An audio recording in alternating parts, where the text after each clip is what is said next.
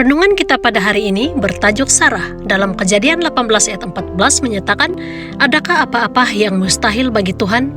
Kitab Ibrani menyatakan, melalui iman Sarah juga mendapat kekuatan untuk mengandungkan benih lalu melahirkan anak padahal usianya sudah lanjut. Karena dia yakin bahwa dia yang berjanji itu setia. Dalam Ibrani 11 ayat 11. Tetapi kitab Kejadian menunjukkan kita gambaran yang berbeza. Abraham menerima janji bahwa dia akan mempunyai anak melalui Sarah 2 kali, dan dalam kedua-dua keadaan reaksi Sarah menunjukkan ketidakpercayaan. Janji pertama adalah dalam pasal 15.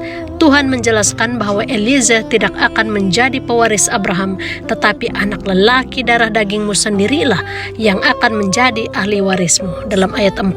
Ketika Sarah mengetahui hal ini, dia menyarankan kepada suaminya untuk mengambil salah seorang hamba gadisnya dan memiliki anak melalui dia. Dalam Kejadian 16 ayat 1 hingga 5. Kekurangan iman Sarah menyebabkan kegagalan iman Abraham sendiri.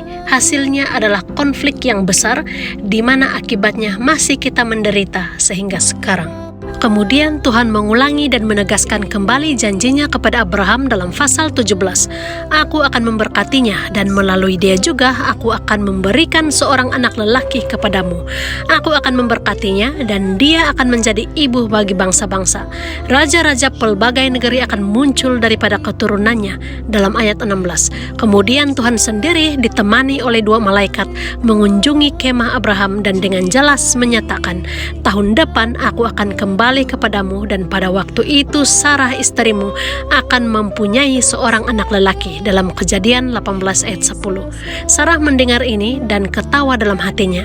Oleh itu Tuhan menegurnya berkata, mengapakah Sarah tertawa dan berkata, akankah aku melahirkan anak karena kini aku sudah tua begini? Adakah apa-apa yang mustahil bagi Tuhan? Pada waktu yang telah ditetapkan, yaitu tahun hadapan, aku akan kembali kepadamu dan Sarah akan mempunyai seorang anak lelaki. Dalam ayat 13 dan 14. Pada saat itu, ketika dia sudah berusia 99 tahun dan secara fisikalnya tidak dapat hamil, Sarah akhirnya memahami bahwa tidak ada yang terlalu sukar bagi Tuhan.